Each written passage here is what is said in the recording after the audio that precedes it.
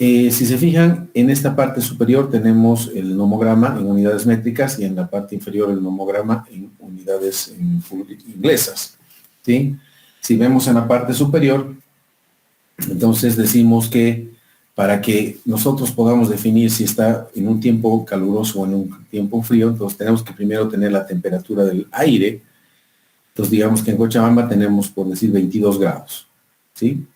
Y luego tenemos que elegir una de estas curvas rojas, que es la humedad relativa. Entonces ese equipito que les mostramos en la anterior clase, y mide la temperatura, también mide la humedad relativa. Digamos que está en 40%. Entonces, perdón, que esté en esta curva que es 90%, que es muy raro para Cochabamba. Entonces 90%, entonces luego vienen acá y tienen que encontrar a una de estas líneas azules. ¿Y qué es esta? Es la temperatura. Si la temperatura está en 40 grados, 35, 30, digamos que esté en 36 grados. Entonces, más o menos por acá, y luego bajan y tienen que buscar una de estas curvas verdes. ¿Y qué son las curvas verdes? Son la velocidad del viento. Si se acuerdan, esa estación meteorológica portátil medía la velocidad del viento y digamos que sea más o menos 22. Y sacamos aquí una tasa de evaporación que se llama, que es, debe ser más o menos 1.8, digamos, ¿sí? Ahora, ¿cuándo es hormigonado en caliente o cuándo es hormigonado en frío? Entonces aquí nos dice, cuando la tasa de evaporación excede 1 kilo por metro cuadrado, o sea, este es en kilos por metros cuadrados por, en kilogramos, metro cuadrado por hora, ¿sí? Entonces cuando supera 1, nos dice, si excede a 1 por hora, entonces tienen que tomar medidas preventivas tales como parabrisas, que son cortavientos, son obligatorias. En algunas mezclas de concreto, tales como aquellas que contienen puzolanas, la fisuración puede ocurrir cuando la tasa de evaporación excede 0.5 kilogramos por metro cuadrado. Entonces, si estamos aquí con 0.5, también podemos tener problemas de hormigonado en caliente. Entonces, para hormigonado en caliente, no necesariamente necesitamos solamente temperatura alta. La velocidad del viento es muy importante. Fíjense, mientras más alta la velocidad del viento, más chance de que estamos de estar sobre el valor de 1, ¿no es cierto? Entonces, ¿qué hacemos aquí, por ejemplo? ¿Qué hacemos para que no haya hormigonado en caliente? Lo que hacemos, bueno, la temperatura ambiente no la podemos cambiar, pero sí podemos decir que vamos a hormigonar en la tarde o en la noche. Entonces, podríamos bajar a 15 grados, ¿no? La humedad relativa. La humedad relativa, bueno, en Cochabamba es 60, 50%, o sea, en realidad está bien más abajo. Entonces, si fuese 60% con 22 grados, esto es al mediodía más o menos, venimos a una velocidad del concreto, temperatura del concreto, entonces digamos con 50 venimos por acá, encontramos una temperatura del concreto que sean los mismos 36 más o menos, bajamos aquí y digamos que con la misma velocidad de viento, que es 22, vamos a tener una tasa más grande. Fíjese con una humedad relativa más baja. Entonces, cuando está seco, el medio ambiente ayuda a que sea hormigonado en caliente. Y el problema cuando hay hormigonado en caliente es que se forman grietas. ¿Por qué? Porque la evaporación es muy grande, ¿sí? La evaporación es muy grande, entonces en esos casos se utiliza, por ejemplo, concreto con humo de sílice para evitar justamente la fisuración por retracción plástica, etcétera, etcétera, ¿no? Entonces, algo que podemos hacer es poner hielo al hormigón. Si le ponemos hielo al agua, la enfriamos, esta es la temperatura del concreto fresco cuando se está colocando, ¿sí? Entonces, si podemos bajar esta temperatura, digamos, de 36 grados a, qué sé yo, 25, entonces tenemos más chance de coger a estas curvas en la parte de abajo y tener un valor menor a 1. Entonces, una de las posibilidades es enfriar el hormigón, el agua, los agregados, etcétera, ¿sí? Otra posibilidad también es reducir el viento, ¿sí? Si reducimos el viento, nos tendremos a ir hasta aquí abajo, y eso ¿cómo lo hacemos? Con cortavientos, ¿no es cierto? Con carpas. Entonces, tenemos más chance de llegar a menos de un valor de 1. Entonces, quedamos en que les iba a mandar esta grafiquita, pero bueno, en realidad se pasó todo el libro. Es un tesoro este libro, la verdad, ¿sí? Bueno, en el siguiente capítulo está el hormigonado en clima frío. ¿Sí? El hormigonado en clima frío también nos dice lo que les he explicado, o sea, hay que conseguir tres consistencias. Y bueno, que lo que pasa es que cuando se congela el hormigón durante el fraguado, se forman cristales de hielo, entonces el agua del hormigón no reacciona con el hormigón y por lo tanto no se forma hormigón. Y las resistencias bajan muchísimo. Entonces, fíjense cómo aquí, por ejemplo, explican cómo la resistencia al hormigón decae en bajas temperaturas, ¿no? O sea, fíjense cómo baja, ¿no? A medida que la temperatura aumenta o decrementa, nos dice cuánto es el porcentaje del fraguado final con respecto a 23 grados. ¿Sí? Entonces, a ver, déjenme ver por acá. ¿Qué es lo que hace? Por ejemplo, los hormigones tienen que cubrirlos con carpas, con frazadas.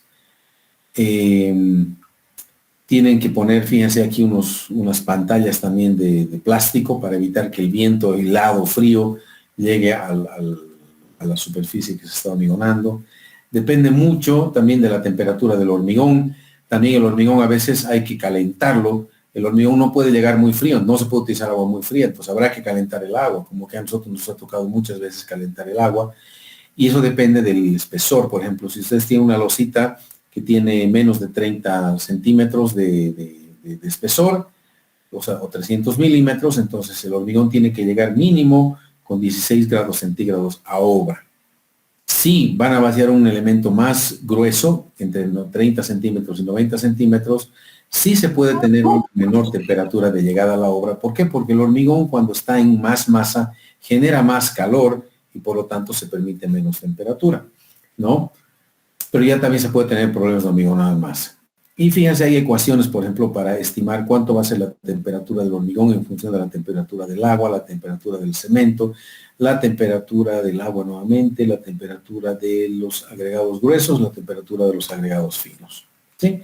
Entonces, aquí tiene una referencia para poder controlar, o sea, poder ver cómo se hace. Los cilindros de hormigón se los tiene que curar también de una forma especial. Tienen que estar sometidos, tienen que estar constante a una temperatura. Entonces, tienen que tener calentadores, por ejemplo. Si no, les va a salir muy mala también la resistencia de los cilindros. Pero el hormigón tiene entonces que curar, protegerlo, ¿no? Entonces, les debía esto. Nuevamente, este es un libro buenísimo, la verdad, buenísimo, buenísimo. Vale la pena que lo repase. ¿Ok? ¿Tiene alguna pregunta sobre esto para que volvamos a nuestro tema de la clase?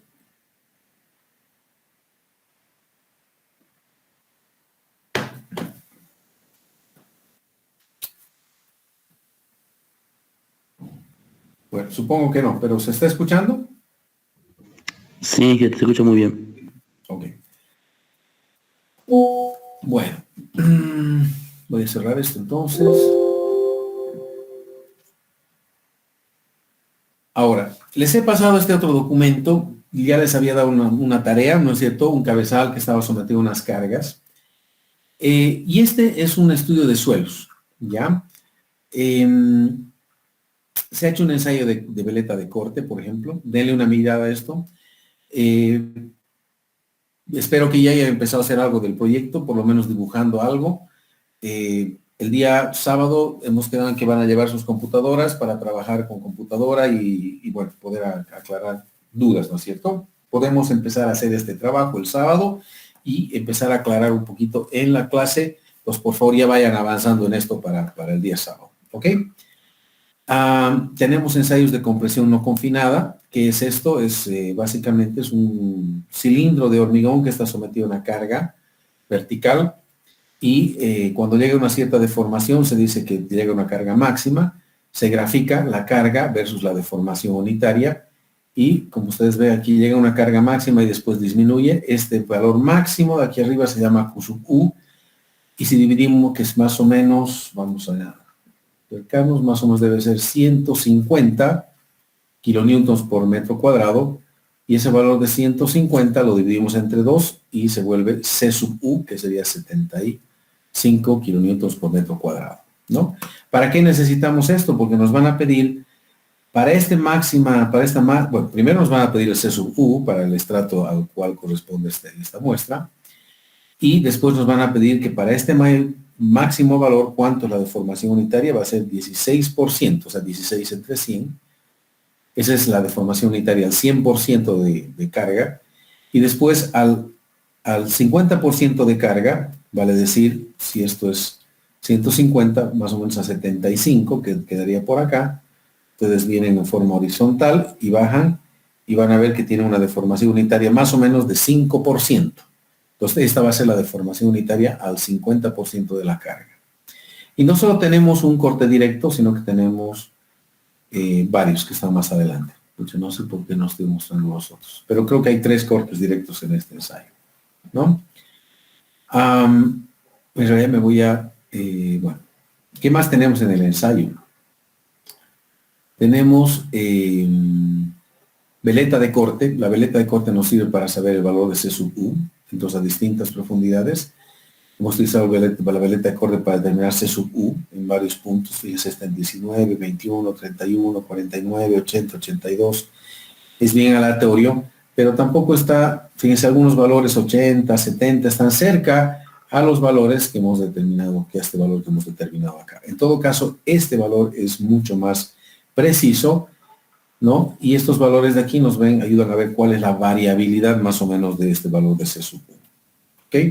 ¿Qué más tenemos? Entonces, el ensayo promedio, porque cada un ensayo, digamos, a 9,50 metros, un ensayo se necesita sacar varios valores y tomar un promedio. Entonces, 1, 2, 3, 4 profundidades. Entonces, aquí tenemos 1, 2, 3, 4 profundidades y en cada se ha sacado el promedio. 60, 46, 62, 23. ¿Ok? ¿Qué datos más tenemos? Bueno, el valor de C sub U que habíamos determinado, voy a volver atrás, en esta gráfica de 75.92, lo vamos a anotar aquí. ¿Sí? Hay 2 ensayos más que se van a ver más adelante, que son 36 y 33. ¿Sí? Fíjense que aquí tenemos 75, 30, 30, y con la veleta también tenemos más o menos cerca a 70 y cerca a los 30, entonces no estamos muy lejos entre lo que es el ensayo de veleta y el ensayo de compresión inconfinada o no confinada. Les dejo para que lean ustedes todo el texto. Estamos resumiendo básicamente, o sea, rápido todo. Y lo que vamos a hacer es propiedades del suelo. En realidad, me voy a saltar un poquito, voy a volver después a esto. Aquí están los otros ensayos de corte directo, 1 y 2. Los he puesto un poco desordenados y lo he vuelto a poner el tercero. Y tenemos el ensayo SPT. ¿Sí? En realidad este es el primero.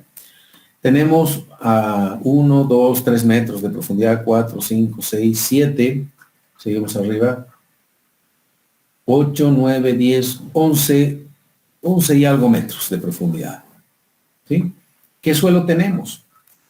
Bueno, nos dice que primero tenemos un tipo relleno, después tenemos grava limosa, luego tenemos limo, después tenemos limo, arcilla, limo y grava. Y aquí nos dan los números de golpes del SPT y nos dan 2 gráficas. ¿Y cuál es la diferencia? Una es el N de campo, que son los redonditos, 15, 11, 60, y lo tenemos el N60', que es corregido por profundidad, que va a ser 5, 7, 23. ¿Ok? Con estos valores de N se ha podido obtener un valor de C sub U de 36, 30 y un valor phi de 25, por ejemplo, acá. Si nos vamos más arriba, no a 10 metros, sino por encima de los 8 metros, ¿sí? Vamos a ver que tenemos hasta los 6 metros, no nos han dado ningún valor de N. Directamente desde los 6 para abajo recién tomó valores de N. ¿Sí? Bueno, así a veces son los estudios de suelos. Este es un estudio de suelos real, no lo he hecho yo. ¿Sí? Entonces, fíjense, tiene el C sub U, el valor de phi, tiene la densidad relativa, el OCR, que es el Over Consolidation Ratio, la sobreconsolidación. Aquí se determina, por ejemplo, un modo de elasticidad, contenido de humedad que no se ha determinado, y, bueno, estos 3 valores que tampoco se determinan. Entonces, en base a este estudio de suelos, nosotros tenemos que hacer nuestro proyectil, nuestra tarea, ¿ya?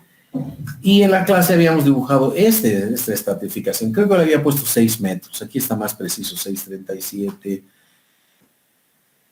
Aquí estamos con 8, con 9, 9,95 y 11,75. Los mismos estratos que habíamos dicho. Primero un limo, una arcilla y una grava limosa. ¿Sí? Y vamos a decir que nuestro pilote era de, creo que habíamos dicho 11 metros, ¿no ven? Para el ejemplo. Y ustedes tenían que elegir el diámetro. Aquí, por ejemplo, da una idea para un pilote de 40 centímetros de diámetro. Y bueno, entonces con este estudio de suelos nosotros tenemos que hacer todos nuestros cálculos. ¿Se está escuchando? Sí. Ok. Entonces voy a volver atrás, porque la verdad es que lo tengo un poco desordenado. Y vamos a empezar a poner las propiedades de cada estrato. Y se los voy a explicar nomás rápidamente para que ustedes le hagan un seguimiento. ¿Ya? Ya. Estábamos aquí, ¿no? Donde habíamos visto los tipos de C sub U que se habían podido hacer. Aquí habla de los tipos de suelos, habla del estudio de suelos que estamos haciendo, ¿no es cierto? Que primero tiene un estrato de grava hasta de los 0,40 a los 6 metros, etcétera, etcétera. Lo está describiendo acá, básicamente. ¿Qué ensayos de laboratorio tenemos? Nos dice tenemos contenido de humedad, clasificación de suelos según el sistema unificado. Luego tenemos el nivel freático. Luego tenemos la resistencia al corte del suelo que se ha hecho con la veleta o la compresión confinada. Y aquí está el resumen. El tipo de suelo, de dónde a dónde va, la resistencia C sub U y el ángulo de fricción interna. Entonces ya estamos empezando a dar parámetros para los distintos estratos, ¿no? Y bueno, aquí nos dice cuáles son las recomendaciones de este estudio de suelos, ¿no es cierto? Que en realidad lo ha hecho San Simón, hace muchos años atrás. Bueno, entonces, ¿qué más nos queda? Tenemos el estudio de suelos y la estratigrafía. Y en las siguientes hojas lo que vamos a hacer es determinar las propiedades que nosotros necesitamos para analizar este suelo en el FBPIR. Entonces, para el estrato 1, decimos, por ejemplo, cuál es su peso unitario, de dónde sacamos de Coduto, tabla 3.3. Esta tabla es la tabla que yo les he pasado cuando hemos empezado a ver pilotes vaciados in situ. ¿Sí? ¿Cómo se sabe que gamma es 19? Bueno, venimos acá y decimos, es un estrato granular, es una grava. ¿Sí? Y si vamos a ver los pesos específicos de la grava, vamos a ver que está más o menos entre 19 y 22, dependiendo dónde esté el nivel freático. El nivel freático está a menos 10,50. Entonces, como está seco, no creo que esté en 22, debe estar en 19. ¿Ya? Luego, el ángulo de fricción interna. Hemos determinado de alguna forma de dónde viene 22 del estudio de suelos. El subgrade modulus, ¿de dónde viene? Del manual del FBPIR. ¿Cómo se determina eso? Con phi igual 20, uno va al manual del FBPIR y va a determinar este valor K sub S. ¿Cómo se hace eso? Entonces vamos al manual del FBPIR. Venimos acá y decimos help manual. Y habíamos dicho que está más o menos en la página 550, están las propiedades del suelo. Y lo que queremos nosotros que era, ya no nos acordamos, entonces vamos a ir de nuevo a nuestro ejemplo del cabezal. Lo que necesitamos es K sub S, que es el subgrade modulus. ¿Sí? ¿Dónde encontramos el subgrade modulus en el FBPIR? Habíamos dicho, nos vamos, perdón, al menú Help. Subgrade modulus está acá, hacemos un clic. Y para el subgrade modulus, que es el módulo de subrasante, que es el módulo de Poisson, es el valor K del suelo básicamente, están unidades de fuerza por longitud al cubo. Y nos dice para suelos no cohesivos, que son las arenas. Sí, justamente estamos en un suelo gravoso. Y dice se puede estimar con correlaciones empíricas. ¿Y cuál es la correlación empírica? Es en base al número de golpes del SPT. Con el número de golpes del SPT sacamos el valor de K. ¿Y cuántos golpes tenemos en este estrato? Bueno, volvemos al estudio de suelos, ¿sí? Y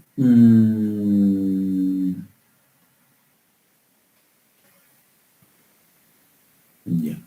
Miren, este comentario de aquí, por favor, no lo van a tomar en cuenta, ¿ya? Lo que pasa es que uno de los pilotes en realidad estaba en contacto con un muro de contención, entonces por eso estábamos considerando algunas cosas extrañas, ¿ya? Bueno, ¿qué número de golpes tenemos del SPT? Pues vamos a ver el SPT, está aquí arribita.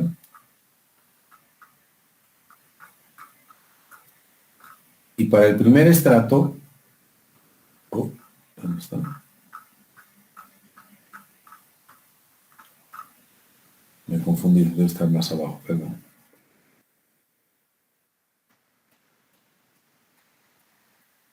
Aquí está. Para el primer estrato, que es grava limosa, no hay un número de golpes del SPT, entonces ¿qué hacemos? Pues nada, hay que inventarse, ¿no? ¿Cuántos golpes tendrá el siguiente estrato, más o menos, para tener una idea? A ver. Nos acercamos, dice, tiene 8 golpes, más o menos, sin corregir, 14 golpes, perdón, sin corregir 14, corrigiendo 8. Bueno, entonces vamos al menú Help, veremos qué podemos lograr con ese valor.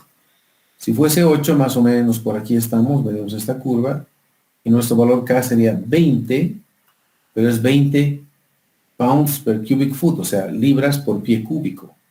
Y estas 20 libras por pie cúbico las tenemos que transformar a unidades métricas. Entonces, transformando a unidades métricas, ese valor de K, vamos abajo, llegaría a ser 2.714 kilonewtons por metro cúbico. Pues ya tenemos un valor para poner en nuestro programa del FDP. En el estrato número 2, que es un suelo limoso, también podemos ir a acueducto tabla 3.3. ¿Y dónde estaba esto? Sí, a ver, bueno, les voy a hacer un recuerdo. Vamos a ir a ver un ratito acá. No se están acordando dónde está, ¿no? Esto.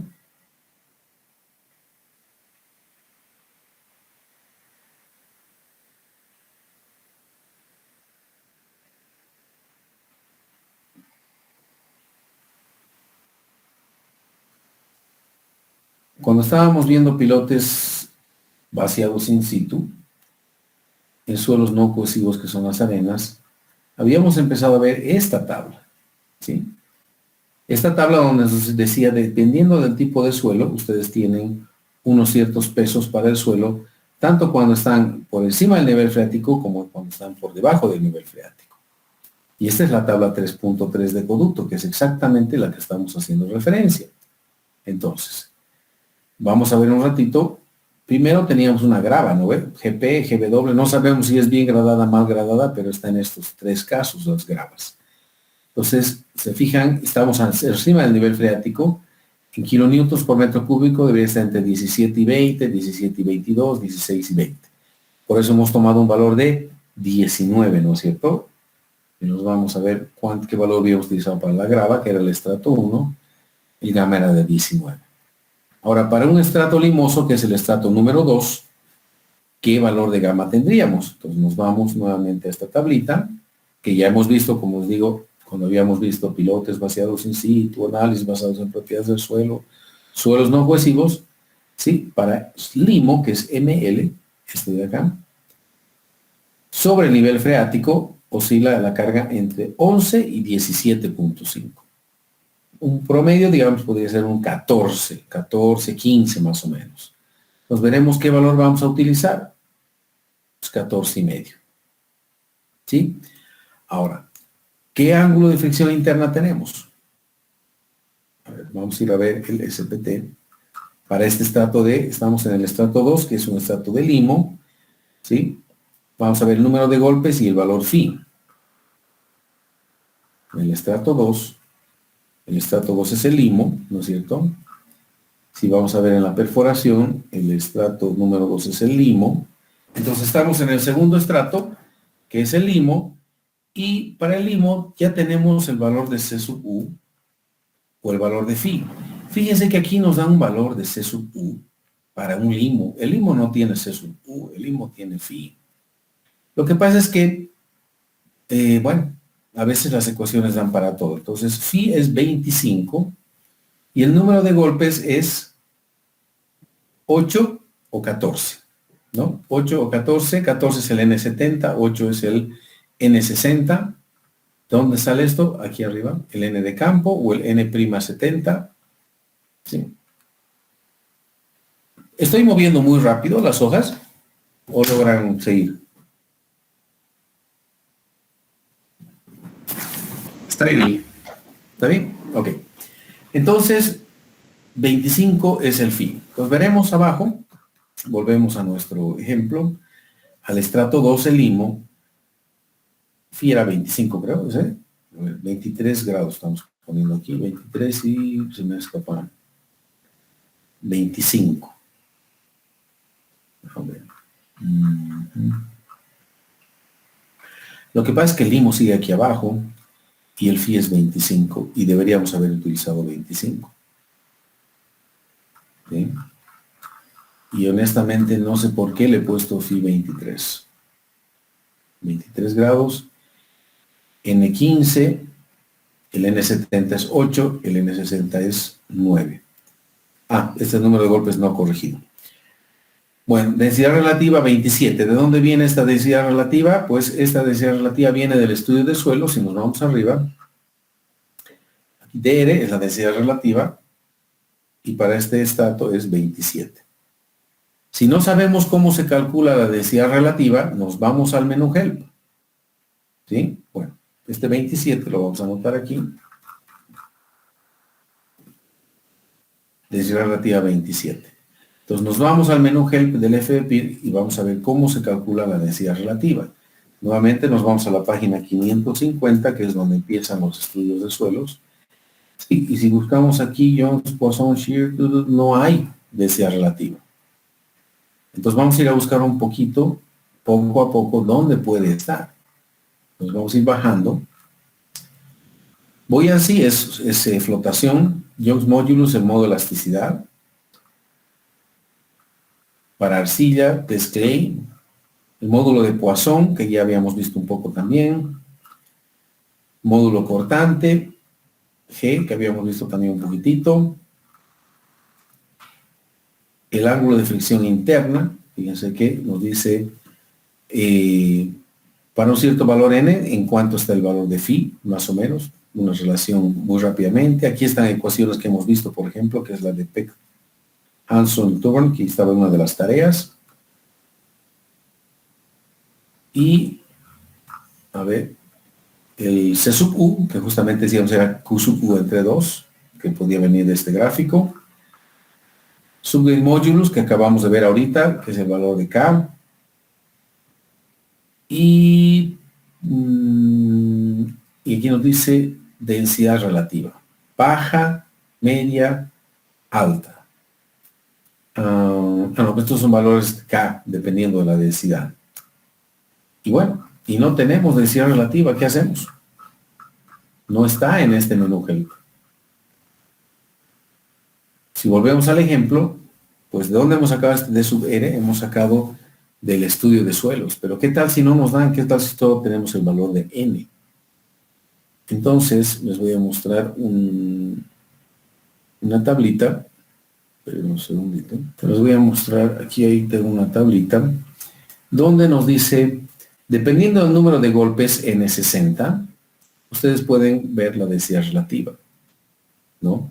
Entonces estamos con un golpe de N60, no el N70. El N60 estaba como en 17, entonces estamos más o menos en este rango. Y la densidad relativa debía estar entre 35 y 25 y 65, más o menos. ¿Sí? Les voy a pasar esta tabla por WhatsApp en este momento, ¿sí?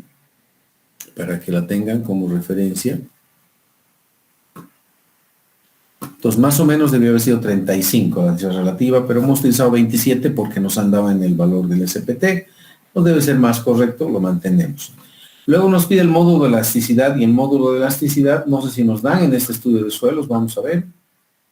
Módulo de elasticidad, sí, nos dan un módulo de elasticidad, 3.675, pues lo anotamos, el módulo de elasticidad, 3.000, en el estrato 2, 3.695. Luego nos dice que vamos a necesitar para el programa K sub S nuevamente, es el subgrade modulus, que es lo mismo que habíamos hecho aquí arriba en el estrato anterior. Y ya sabemos cómo hacerlo, ¿no es cierto? Con el número de golpes N se saca cuánto es K sub S. ¿Dónde se hacía eso? Nuevamente en el menú, en el F550, en el menú Help, decíamos subgrade modulus, decíamos con 25 golpes, encontramos cuánto es el valor de K. K sería 65 libras por pie cúbico, que transformados a kilonewtons nos debería dar 4.343 kilonewtons por metro cúbico. Módulo de Poisson. ¿De dónde viene el módulo de Poisson? Nuevamente, nos vamos al menú Help del FBPIR. Nos vamos a la página 550. Y buscamos Poisson's Ratio. Este es el módulo de Poisson. Hacemos un clic acá y nos dice que para arenas, nosotros estamos en un limo. Como estamos en un limo, más se asemeja a una arena. Entonces nos dice entre 0,2 y 0,45. Bueno, más o menos 0,3 será más o menos el módulo de Poisson. Veremos qué valor utilizamos. 0,25, estamos en el rango. Luego nos dice módulo cortante. Bueno, ¿cómo hacemos para el módulo cortante? De nuevo nos vamos al menú Help. Menú Help, vamos a la página 550 y el módulo cortante, Shear Modulus, el módulo cortante. Shear es cortante, Modulus es modelar, módulo. Hacemos un clic ahí y nos dice la primera ecuación, G es E dividido entre 2, 1 más mu. Ya tenemos E, ya tenemos mu. Podemos calcular G. Pues nos vamos a nuestro ejemplo. Aquí está la ecuación. Tenemos mu, que es 0,25, viene aquí abajo. Tenemos el valor de E, que es 3.675, lo ponemos aquí arriba. Ya tenemos el valor de G para introducir también en nuestro modelo del FBPIR. ¿Ok? Nos van a pedir también lo que es el Vertical Failure Shear. ¿Qué es esto? Es la resistencia última al fuste. ¿Cómo calculamos la resistencia última al fuste? Bueno, utilizamos nuestras ecuaciones que hemos visto en las primeras semanas de las clases, ¿no es cierto? Entonces,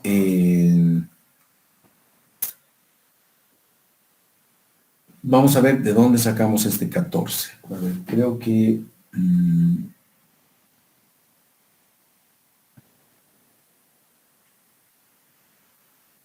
espérenme.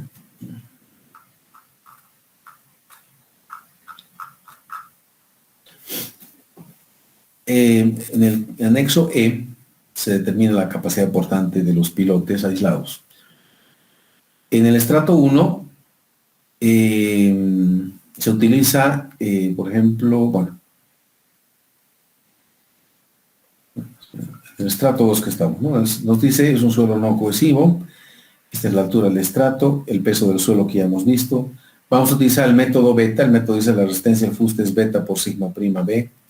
Y bueno, el valor de beta estaba dado por una ecuación que es 1 menos 0.13 raíz cuadrada z sobre beta r, y no puede estar, tiene que estar sí o sí entre 0.25 y 1.20. Este es el método de Rees y O'Neill que hemos visto para pilotes vaciados in situ en arenas, ¿no? Entonces, utilizando el valor de beta, el sigma prima b, etcétera, se ha sacado que en este estrato 2 la resistencia al fuste es 14.18 kilopascales.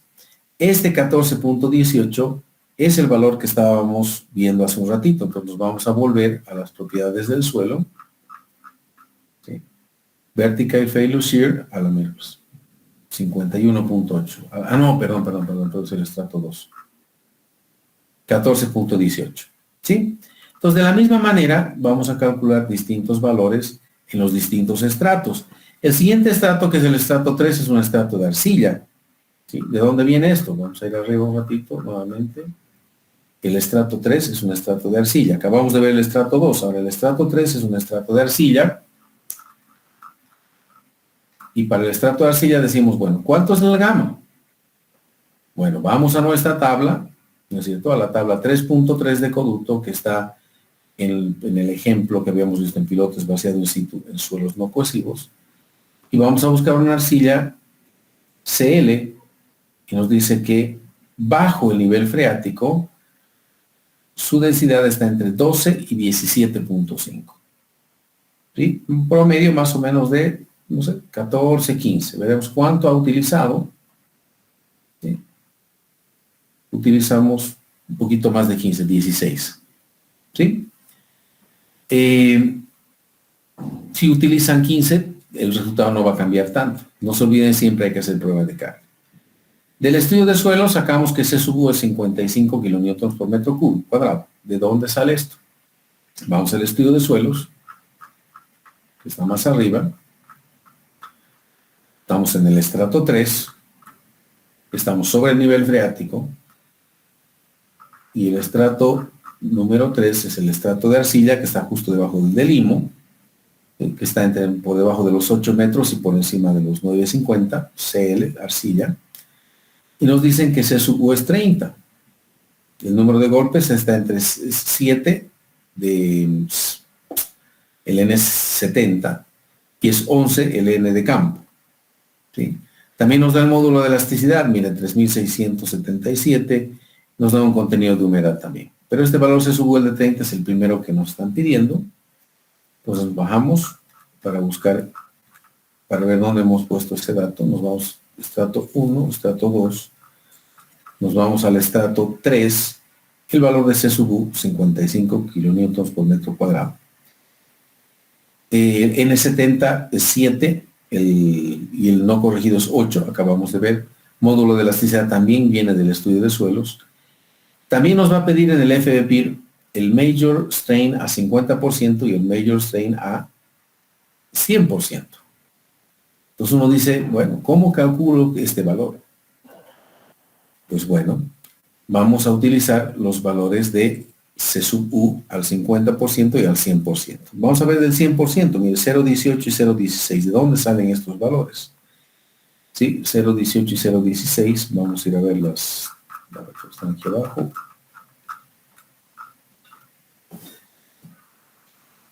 No, perdón, estaba más arriba.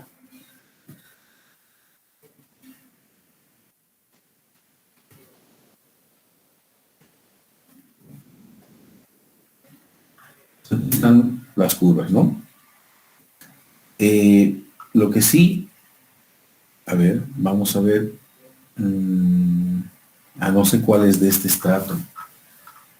¿Sí? Pero fíjense, esta de acá, por ejemplo, en el Q último, más o menos es 16, o sea, 16%, o sea, 16 entre 100. ¿Sí? Para el otro, para el Q sub U, para el máximo, la deformación unitaria es 14 sobre 100. Entonces, 16, 14, y del tercero es más o menos 6. Creo que este es de más arriba. Bien, ahorita vamos a aclarar. 14 y 16. Entonces, nos vamos al ejemplo donde hemos dejado. Estamos en el estrato 3, que es un estrato de arcilla CL. 0,18 y 0,16. ¿no? Entonces, son los dos valores máximos. Estamos sacando un promedio porque tenemos dos ensayos. Si tuviéramos uno, pondríamos uno nomás, pero como estamos poniendo dos, sacamos la media y la media sale 0,17. ¿Sí? ¿Cómo se encuentra al 50%? Pues entonces vamos a ver nuevamente hacia arriba, nos vamos al ensayo de compresión inconfinada.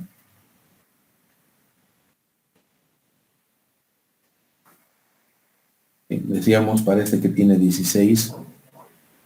El Q sub U es más o menos 150, la mitad de 150 es 75. Con 75 entramos a la curva y encontramos más o menos 5% la deformación unitaria al 50% de la carga. 5%. Y en el otro, ¿cuál es el Q sub U máximo? 70. Si dividimos entre 2, más o menos es 35. En 35 entramos a la curva y ¿cuánto es este valor? Más o menos 5% también. Entonces volveremos a nuestro ejemplo y casi los dos son 0,5. El promedio sería 0,5 también. Estrato 3, arcilla. Más o menos, bueno, más preciso 0,45. o sea, 5 entre 100, o 5 entre 100 más o menos 0,4, el promedio es 0,044. Luego necesitamos el módulo de Poisson. Para eso vamos al FBPIR. Entonces, en el FBPIR nos vamos a la página 550, donde está el índice. Buscamos el módulo de Poisson y ya no estamos en arenas, estamos en arcillas. Para arcillas nos dice entre 0,4 y 0,5. Bueno, un promedio más o menos 0,45. Entonces nos volvemos al ejemplo y el valor de mu es 0,45. Módulo cortante. Módulo cortante es módulo de elasticidad dividido entre 2 por 1 más mu. Módulo de elasticidad estaba aquí arriba, era un dato del estudio de suelos. Módulo de Poisson de 0,45 y el resultado daría 1200. Y luego nos piden el vertical failure shear, o sea, la capacidad última al fuste. Y esta capacidad última al fuste se calcula en el anexo E, que está más adelante, para el estrato 3. Entonces nos vamos a ir al anexo E, que está más adelante, al estrato 3. Anexo E. Nos vamos a ir al estrato 2, no, nos vamos a ir al estrato 3. Y vamos a utilizar el método alfa, que dice la resistencia al fuste es alfa por S sub U, que es un método que ya hemos visto, era el método alfa, ¿no es cierto?, para pilote vaciado in situ. Y para este caso nos decía que, según Riccionil, alfa era 0,55 siempre y cuando C sub U sea menor que 190 kilopascales. ¿De dónde está viniendo esto? Pues nos vamos a acordar un ratito y vamos a ir a...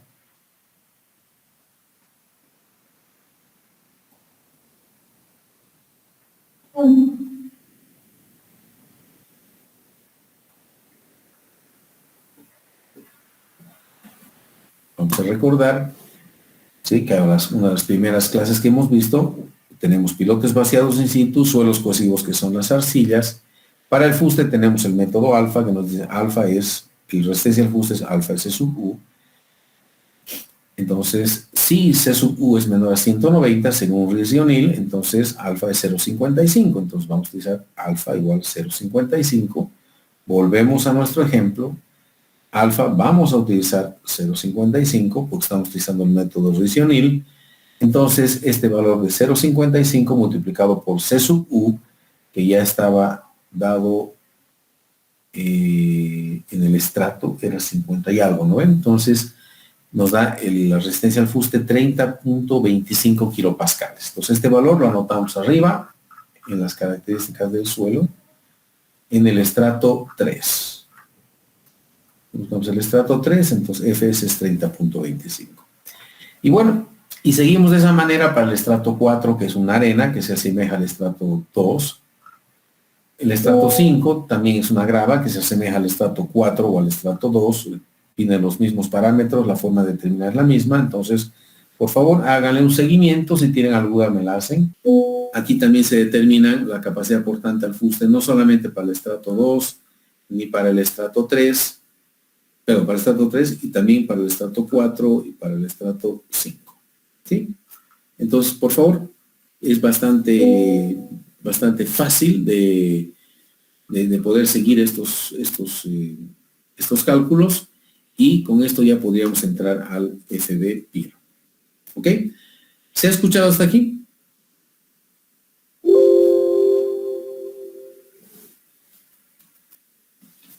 ¿Aló, aló? ¿Se ha escuchado?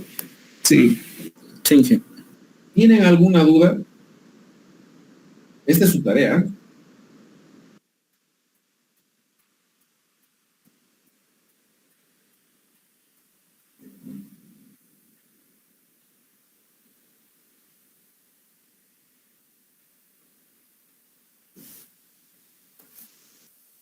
¿No hay preguntas?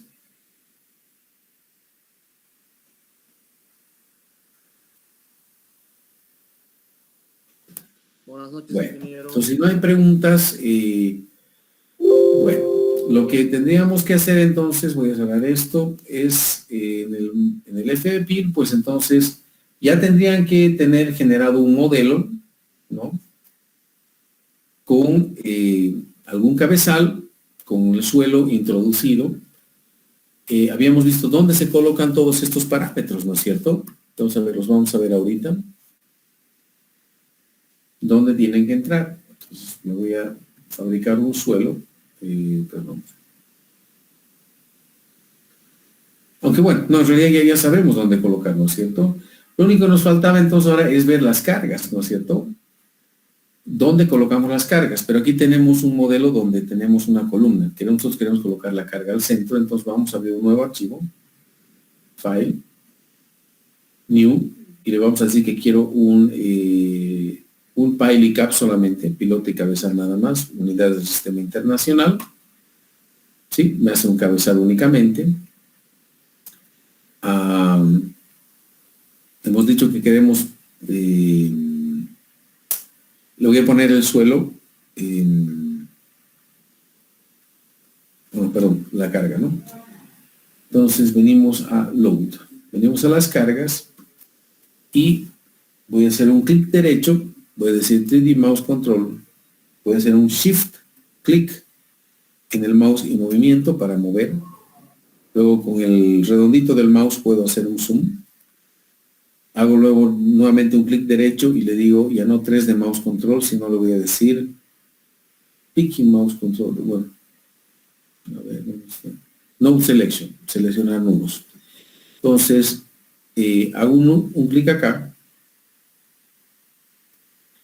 Sí, este es el nudo 15 y en el nudo 15 tengo una carga vertical de 444 kilonewtons. Nosotros habíamos dicho para la tarea cuánto tenía que ser. Creo que era 800 toneladas, ¿no ven? 800 toneladas son 8000 kilonewtons. Aquí. Digo Enter. Sí. Bueno, de alguna manera no me ha agrandado la carga, pero me ha achicado la de este costado. O sea, proporcionalmente esta horizontal era pequeña. Hago un clic en este nudo y me dice que en este nudo, que es el nudo 13, tengo una carga horizontal. Y yo no quiero la carga horizontal en este nudo, pero lo voy a borrar. ¿Sí? Lo borro. A ver. 13. Sí. Entonces ya no hay el 13 al borrar. Y directamente en este nudo, que es el 15, le voy a poner también una carga horizontal. ¿Cuánto era nuestra carga horizontal? ¿Se acuerdan? Creo que eran 10 toneladas. 100 kilonewtons. ¿No es cierto? Entonces ahí tenemos nuestra carga horizontal. Y también teníamos un momento, ¿no es cierto? Entonces podemos agarrar y tenemos un momento con respecto al eje Y, digamos. ¿Sí? Y que era también creo que 100 toneladas. 10 toneladas metro. ¿Sí? Algo así. Pues bueno, ya tengo mis cargas. Puedo correr.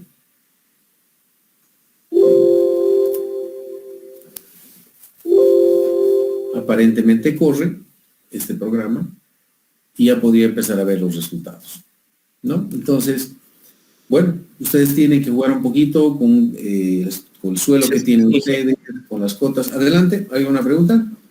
No, y la carga era 100, era 60 toneladas. ¿Cuál? ¿La horizontal? Sí, la horizontal.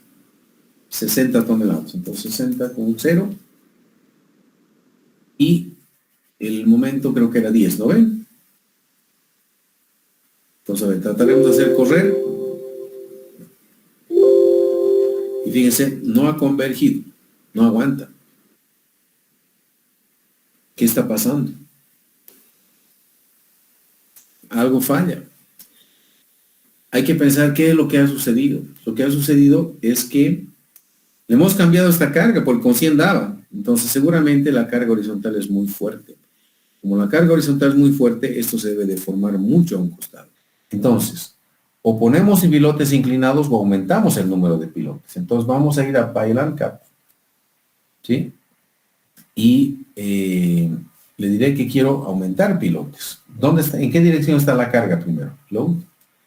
La carga está en la dirección del eje, la carga horizontal está en la dirección del eje X. Entonces tendría que aumentar pilotes en esa dirección, en la dirección X. Entonces me voy aquí a, PyLandCap. Voy a decir que en la dirección X quiero dos nudos más. Perdón, son 7, tendría que ser 7. ¿Quieres poner un pilote en cada uno de los grids? No le voy a decir. Voy a poner a mano cada uno de los pilotes. Entonces voy a hacer un clic derecho aquí y voy a decir Add Piles. Entonces voy a clic aquí. Una vez voy a acercar un poco más.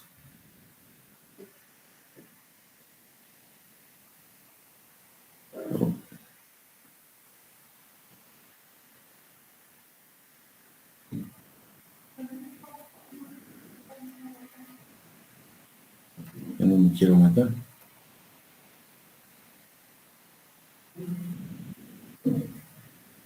Ahí. Listo. Y voy a cambiar la separación. Puedo cambiar la separación buscando aquí o directamente digo grid spacing, la separación. Fíjense, todo está en 0.68. Lo voy a cambiar a 0.68 también todo. Ya debería poner 0.70, algo más razonable. Pero ahorita solamente por motivos de explicación. Más o menos está el cabezal. Y trataré de correr, a ver si me corre ahora. Nada. No converge. ¿Qué puede estar pasando? Si no converge, no hay resultados. Sí, voy a tratar de ver. Quiero ver los resultados. Me dice, no hay resultados. No te puedo dar resultados. Algo ha fallado. Tal vez está fallando.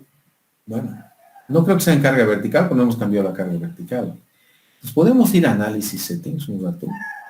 Y le voy a decir que quiero que me analice el pilote, ya no como un elemento no lineal, sino voy a decir que me analice como un elemento lineal.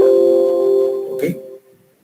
Me dice, ok, vas a cambiar me acaba de decir, vas a cambiar tus propiedades. Sí, le he dicho. Entonces, voy a ver qué puede estar cambiando en este lugar. Entonces, voy a Pile, porque aquí le estoy cambiando las propiedades. Le voy a decir editar la sección. Editar el contenido de la sección. No me ha cambiado nada. Esperemos un segundito. Análisis. Lineal. Lineal gross. Dice, todos los pilotes van a ser analizados utilizando una rigidez lineal. La sección transversal de la sección puede ser definida mediante navegación en la página de Pile, que es este de acá. Y se pueden introducir las propiedades gruesas de la sección, como ser el área, la inercia 1, la inercia 2, el módulo. Ok, le digo. Entonces digo, Pile, nuevamente. Fíjense, ya no tengo fierros. Y le voy a decir editar las propiedades de la sección. Y no tengo chance de meter fierro. Me pide el área, me pide el ancho, el módulo de inercia en una dirección, en otra dirección, etcétera. Entonces me pide ya también parámetros de resistencia. ¿Sí? Voy a poner unos ciertos valores, no sé, un valor grande lo voy a poner, por decir algo. ¿Sí? Bueno, calcularemos, digamos que sea un pilote de 30 por 30. ¿Sí? Entonces el momento de inercia sería 0.3 a la cuarta, dividido entre 12, ¿no? Sería 0.00675. ¿Sí? Como es cuadrado, el momento de inercia va a ser lo mismo en otra dirección. ¿Sí? El módulo torsional, digamos que sea la mitad, por decir algo rápido. ¿Ya? Hay que calcular en realidad mejor. Más o menos la mitad. Módulo de elasticidad del hormigón era 3 millones, si no me equivoco, ¿no? 3, 1, 2, 3, 1, 2, 3.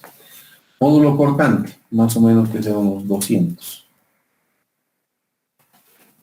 ¿Okay? Le voy a decir OK y voy a correr.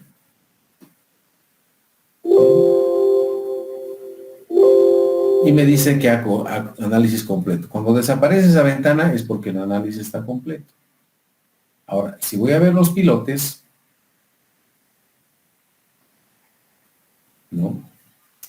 Voy a elegir todos los pilotes y le digo, quiero saber el DC ratio Y no me da el DC ratio, me dice 0, no tengo este valor, no tengo la demanda sobre la capacidad. ¿Por qué?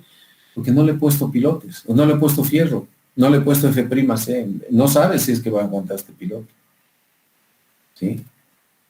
Ahora, ¿qué tal bueno, me da momentos para que yo diseñe, me da la carga axial, me da el momento en una dirección, en otra dirección, pero no me da el ratio, no he podido diseñar el hormigón y el acero.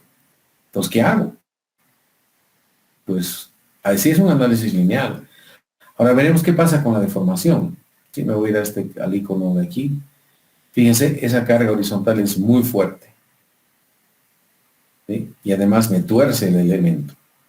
Pues voy a hacer un clic, dice Node Selection, hago un clic en algún nudo y voy a ver cuánto se deforma. Fíjense, usted deforma 1.63 metros en la dirección X. Esto es, escucha, si se mueve 1 metro una fundación, es imposible. Entonces, ¿qué es lo que sucede? En un análisis lineal, esto se puede deformar hasta el suelo, pero nunca va a fallar. Pero tampoco no va a fallar porque no le estamos dando el fierro, ni el F'C, ni el recubrimiento, ni nada. Entonces, ¿qué es lo que pasa? Cuando volvemos a los datos, al modelo, al análisis, cuando decimos análisis lineal, no falla nunca. Es más, vamos a ver al pilote, vamos a editar la sección y le vamos a poner mucho menos inercia, ¿ya? No sé cuántos ceros. ¿Ya? Modular le pondremos una tristeza, ¿ya? 10 veces, 100 veces menos. Le voy a decir, ok, pues este pilote es mega hiper débil, ¿no ven? Entonces sí corro, ok, corre y converge. Ah, no, no hay convergencia, creo que exagero mucho. Bueno, ahí, edit. No, a ver, setting. Linear gross, file. Sí, claro, también es que se ha exagerado muchísimo, ¿no? O sea, la verdad es que lo ponemos nomás por 10 a la menos 8, 10 a la menos 6, digamos. ¿Ya? Reduciré, pero no tanto, ¿ya? Lo que pasa es que al hacer análisis de elementos finitos que se está deformando ya demasiado y falla todo el suelo ya también. Entonces, a ver si corre aquí. Pero igual está bien débil este pilote, súper débil. Tampoco, no converge.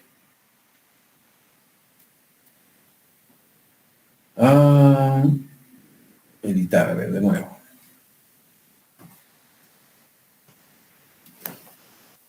Bueno, la inercia originalmente era 0.12365.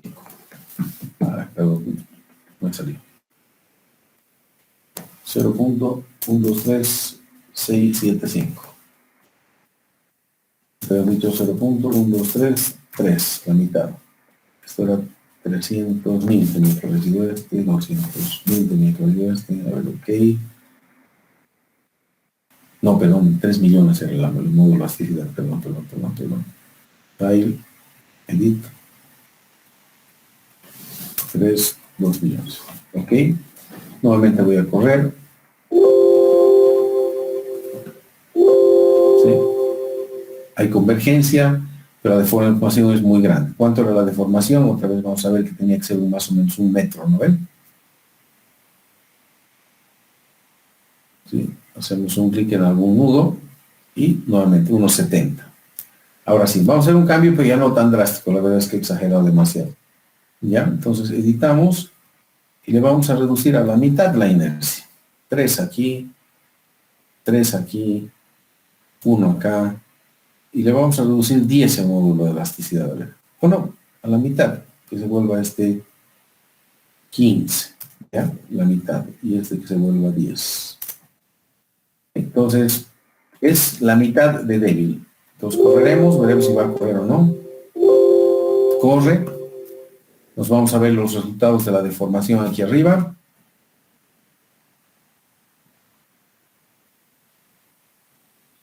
Y hacemos un clic en alguno de los nudos. Y dice que se mueve 6 metros en la dirección y 1.5 en la otra. Claro, con este movimiento tiene que fallar. ¿no es cierto? Por eso no corría el programa, ¿no? Porque estaba muy, muy débil. Entonces hay que empezar a reforzar. Entonces, nuevamente, cuando venimos a análisis settings, si elegimos el comportamiento lineal, siempre va a correr el pilote. Si no corre, no es porque falle el hormigón, porque el hormigón es elástico y resiste hasta el infinito. Lo que va a fallar es el suelo, ¿sí? Si no hay una convergencia. Pero nosotros siempre queremos hacer un análisis no lineal. ¿Por qué? Porque en el análisis no lineal queremos ver el valor del ratio, o sea, queremos ver la demanda-capacidad. Entonces hay que ir jugando de esta manera en el ejemplo, cambiando los diámetros, cambiando las separaciones, inclinando un pilote. Como les digo, no hay una solución única. ¿Ok? Entonces, con esto creo que ya más o menos hemos terminado el programa. Lo que nos falta ver es una parte, a ver, ¿tienen dudas hasta acá, no?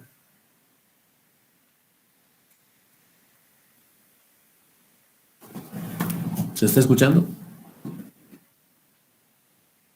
Sí. Sí, ya. Ahora,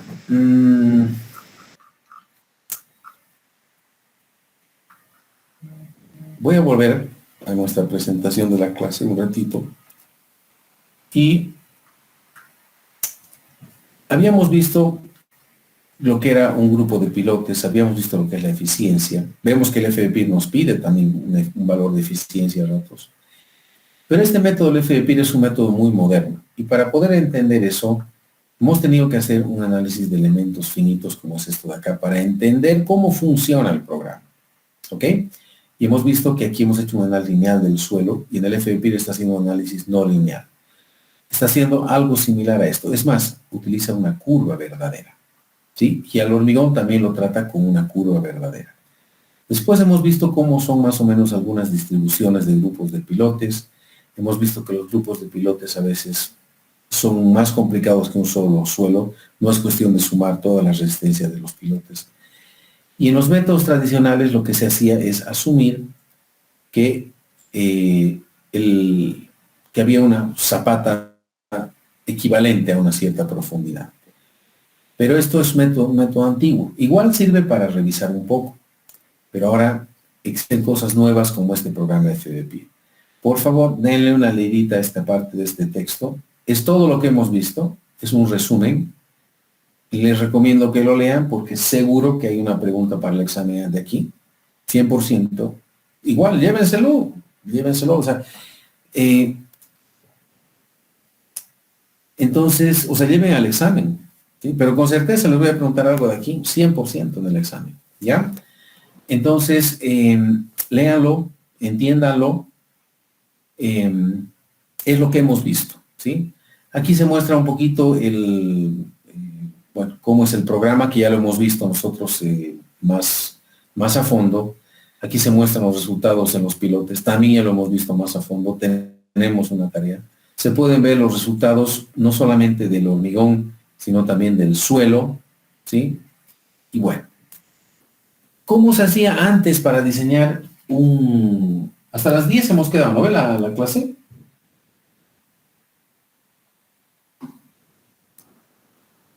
Sí, sí, ingeniero. Sí, ¿no ve? Ya. Sí, Entonces, ¿cómo se hacía antes para diseñar un pilote?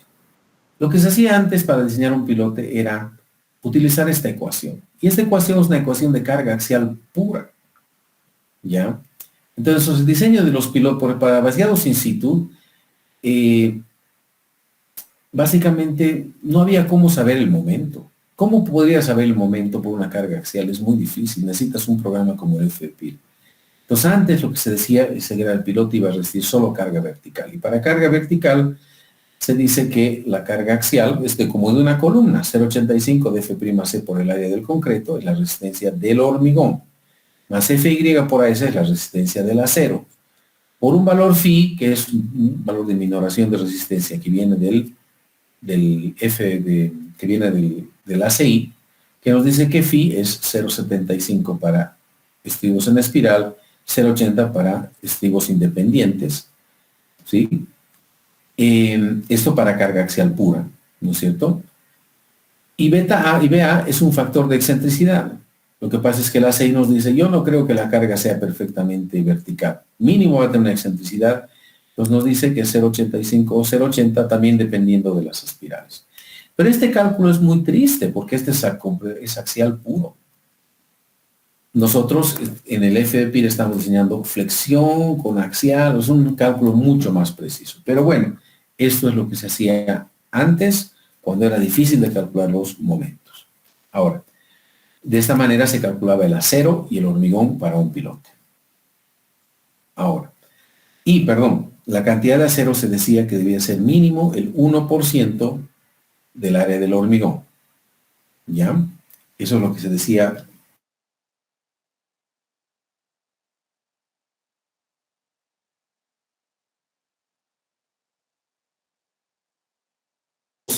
Bueno, lo que dice acá lo voy a explicar ahorita rápidamente. Lo que sucede con los hincados es que ustedes deben hormigonar el pilote en el suelo. Y después lo tienen que levantar para colocarlo en la máquina y golpear para que entre al suelo. Para poder lograr eso tienen que levantar el pilote. Entonces cuando lo levanten lo van a someter a una flexión.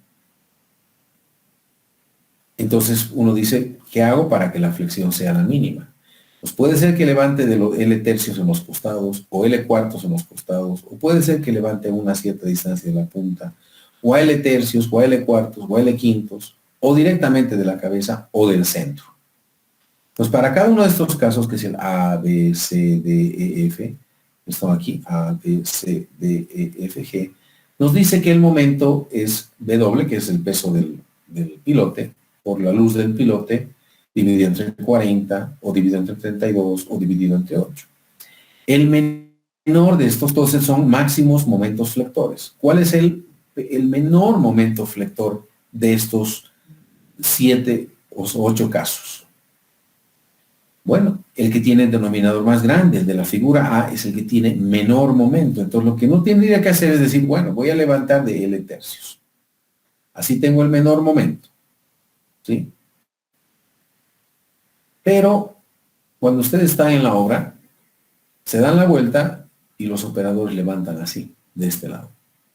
Entonces, mejor ir ante lo infalible y decir, de modo, mala suerte, voy a estar en el caso G, que es W sobre 8. Ahora, ¿qué sucede?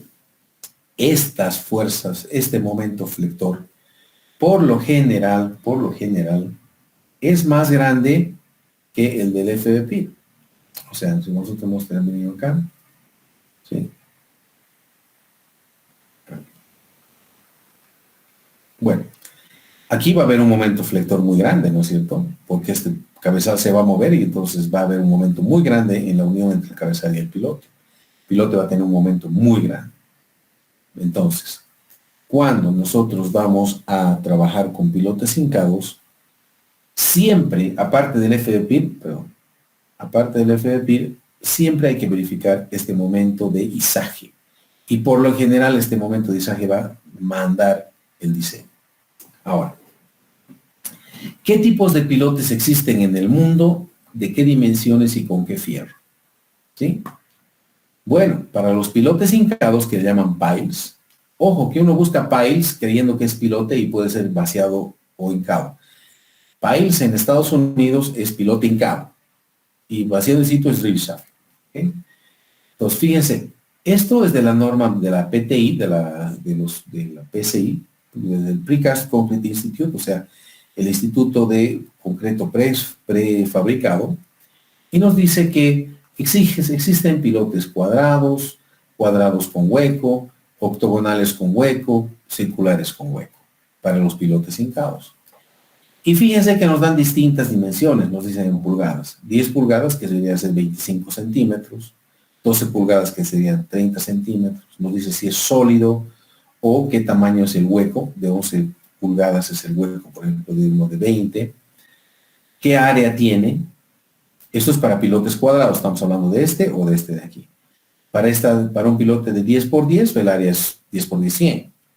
Nos dice el peso en libras por pie lineal, nos da el momento de inercia en ambas direcciones, es la misma porque es cuadrado, en la módulo de sección, módulo de giro, perímetro, y cuánto sería la carga concéntrica de servicio permitida. ¿Sí? O sea, la carga de servicio que podría aguantar este hormigón, en pocas palabras. ¿Ok? Para pilotes octogonales también nos da una base de datos grandes, para circulares también. Entonces, de aquí podemos sacar distintos tipos de pilotes. ¿Ok? Pero fíjense aquí dice que estos son propiedades de la sección para cargas de servicio. Nos da acá carga, va a resistir en carga axial, el hormigón, pero nos dice es para pilotes de concreto pretensados. ¿Y por qué se quiere preesforzados? Porque cuando se está hincando a veces hay tracción. ¿Ok? Y además nos dice, por ejemplo, fíjense aquí un detalle, nos dice los estribos tienen que estar muy...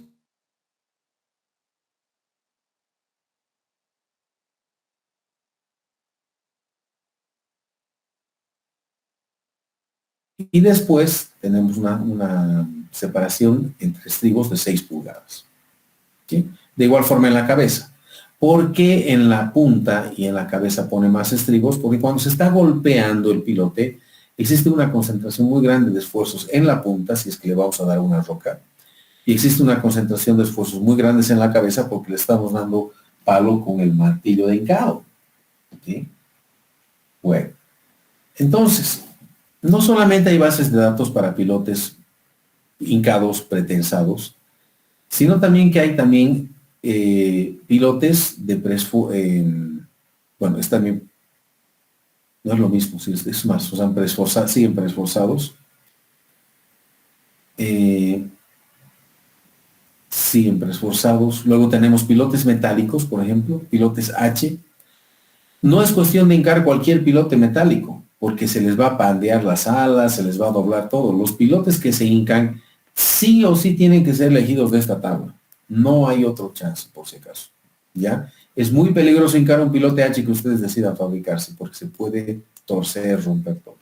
Entonces, estos son valores típicos, nos da el área, la altura, el espesor, todas las características geométricas, su radio de giro, momentos de inercia, etcétera, etcétera. Ahora, así como nos recomiendan algunos pilotes H, también nos recomiendan algunos pilotes tubulares si vamos a hincar. ¿Ya? Entonces también distintas dimensiones. O sea, y fíjense que el espesor de los pilotes que se van a hincar tubulares está en milímetros, 3 milímetros, 4, 7, 5 milímetros. Entonces son valores, son tubos que se pueden encontrar en el medio. Para cada uno de ellos nos da el área, nuevamente todas sus propiedades. ¿Ok? Entonces ya estamos empezando a ver estructuralmente cómo tiene que ser el pilote, ¿no es cierto? Y eso se tiene que diseñar básicamente en el FBPIR, y en el caso de pilotes hincados hay que diseñar este momento de izaje. ¿Sí? Bueno, después de diseñar los pilotes, que es lo que vamos a ver, tenemos que diseñar el cabezal. ¿Ok? Y para diseñar el cabezal vamos a utilizar un libro que se llama Las Notas de la PCA. Y esto vamos a ver en la siguiente clase, vamos a seguir este libro. Se los voy a mostrar, este libro, y les voy a mostrar el capítulo 22. He hecho una traducción de todo y he utilizado unidades métricas, pero para los que deseen, ¿sí? Les voy a mostrar cómo es este libro. Y tal, ¿han utilizado las notas de la PCA? ¿Me han dicho algunos? No.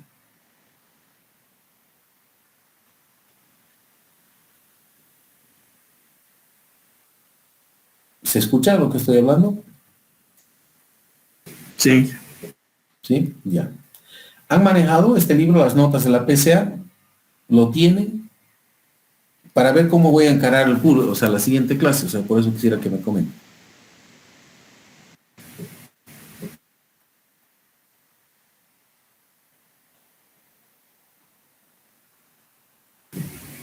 No, Inge.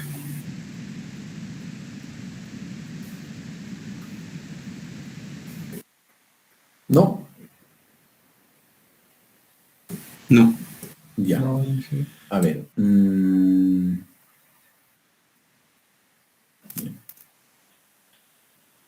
Bueno. El ACI es este libro de acá. ¿Sí? Y el ACI tiene distintos comités. ¿no es cierto? Hay un comité, el 318, hay otro que es el 350, el 220, etcétera, etcétera, etcétera. El ACI tiene muchísimos comités. Uno de ellos es el 318 que trata el hormigón estructural, ¿sí? Dice el Structural Concrete, y este es al que más lo conocemos, ¿no? Ahora, la PCA, que es la Portland Cement Association, les he pasado un libro de la PCA ayer, ¿no sé? O sea, hoy día, hace un rato, de donde hemos visto hormigón caliente. Pero la PCA también tiene un libro que se llama PCA Notes, que es un libro que son ejemplos del ACI, solo hace ejemplos del ACI. Y ustedes, por ejemplo, si se van al capítulo de... a ver, al capítulo 22, van a ver lo que son las fundaciones, que es algo que tenemos que ver nosotros en nuestro curso. Y en este libro explica, ¿no?, toda una explicación de la teoría. En realidad, les voy a pasar uno que está en español. Sí, yo lo voy a poner en español en un segundito. Ah, no, este es el ACI. No, lamentablemente no tengo las notas. No, está en inglés, lamentablemente. Entonces, te explica toda la teoría de cómo se deben colocar los fierros, dónde, cómo se calculan los momentos, el cortante, todo. Esto vamos a ver en la siguiente clase. Pero, ¿qué tiene de interesante? Fíjense, tienen ejemplos. Entonces, dice, uno es el diseño de la base para una fundación aislada. El siguiente, el 22.2, es el diseño de una fundación, del espesor de una fundación. Luego, el ejemplo 22.3 nos dice del diseño del refuerzo de una fundación. ¿Sí?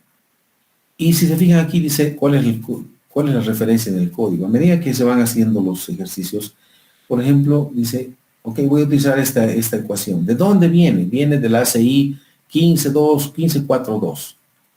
Ahora dice, asumir que phi es 0,9. ¿De dónde dice eso? Dice en el ACI 10.3.4. Entonces, estas son referencias del ACI. Si uno hace un clic en esto, se va a ir al ACI. ¿Ya? Y bueno, si seguimos adelante en los ejemplos, bueno, el ejemplo 22.4 va a ser el diseño de la transferencia de fuerzas entre la base y la columna. O sea, en pocas palabras, los americanos lo que hacen es construyen la fundación, dejan unos pelos cortitos y después ponen unas barras largas. ¿Sí? Nosotros generalmente aquí en Bolivia lo que hacemos es colocamos este fierro de 12 metros de altura para no perder para empalmes. ¿Ok? Bueno, entonces eso es lo que se diseña. Luego la transferencia de fuerza es el ejemplo 5 de este capítulo. El ejemplo 6 es la transferencia de cargas horizontales. ¿Sí? El ejemplo 22 es el diseño de un pile cap. ¿Sí? Y aquí está en inglés. Entonces, ustedes, yo se los he pasado en... ¿dónde está la presentación? Aquí está. Bueno, ustedes ya tienen esto, entonces por favor, si quieren dar una miradita, vamos a hacer este cálculo de este cabezal en la siguiente clase para que ustedes sepan cómo se calcula el hormigón. ¿Sí? Que no es muy distinto a las zapatas tampoco. ¿Ya? Entonces, alguien me preguntaba de las columnas, que creo que habíamos visto alguna cosa, yo tenía que dar alguna referencia.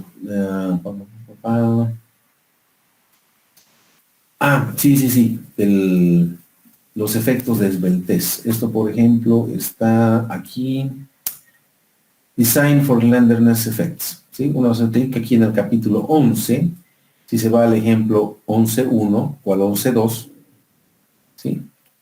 Aquí le va a explicar cómo se calculan y cómo se mayoran los momentos debido a los efectos de esbeltez y al efecto P delta, que es lo que habíamos explicado un poquito en la anterior clase, ¿no? Hay unos valores MC, se mayora el momento con un factor de mayoración. Si ustedes estudian este ejemplo, van a ver, por ejemplo, cuando vayan a hacer el CIPE y vean la memoria de cálculo, van a ver cómo calcula con este procedimiento todo, ¿no?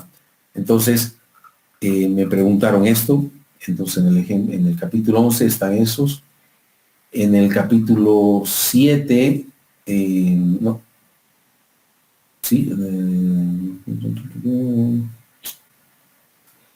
en el capítulo 7, por ejemplo, está todo lo que es flexo-compresión biaxial, también que me preguntaron, aquí estaba el hongo, ¿no ve? Con la carga axial, momento en X, momento en Y. Y tiene ejemplos también de ejemplos de flexo-compresión biaxial. Entonces, si alguien quiere tener un poco más de idea, puede venir a todos estos ejemplos también del capítulo 7. Es un excelente texto. Bien, debe valer $400 este texto, ¿ya? ¿Por qué les digo el precio? Porque cuando no les digo el precio no le tiran bola, ¿no? Entonces, es excelente porque va exactamente como dice el ACI. Y tiene simplificaciones para el ACI también. Y nos hace referencia al ACI. Por ejemplo, dice, este valor viene de la tabla 6.1, bueno, de este texto, pero también viene de la tabla del ACI 10.3.4. Hacemos un clic aquí, por ejemplo, y nos lleva al 10.3.4 del ACI 3.18, entonces uno puede revisar rápidamente esto. ¿Ok? Bueno, les comparto este texto para que le vayan dando una mirada y nos veríamos directamente el día sábado en clases. El siguiente sábado es nuestro examen, ¿verdad? Sí, ingeniero. Ya. Ok. Ok. Bueno, ¿alguna pregunta? No sé, ¿para cuándo es la tarea? Perdón. Esta tarea tendríamos que, bueno, el sábado la vamos a ver un poco, o sea, la idea es en el sábado lleven sus computadoras, trataremos de avanzar en esto, voy a estar en la clase para aclarar las dudas. Sería bueno que ya hagan algo, porque si van a ir para que les explique desde cero, no vamos a aprovechar mucho. Y yo creo que la tarea podrían entregármela también el siguiente sábado y el examen también el siguiente sábado, ¿les parece? Sí, está bien, gracias. ¿Ok? Ya. Bueno, entonces, hasta el sábado. Que tengan buena noche.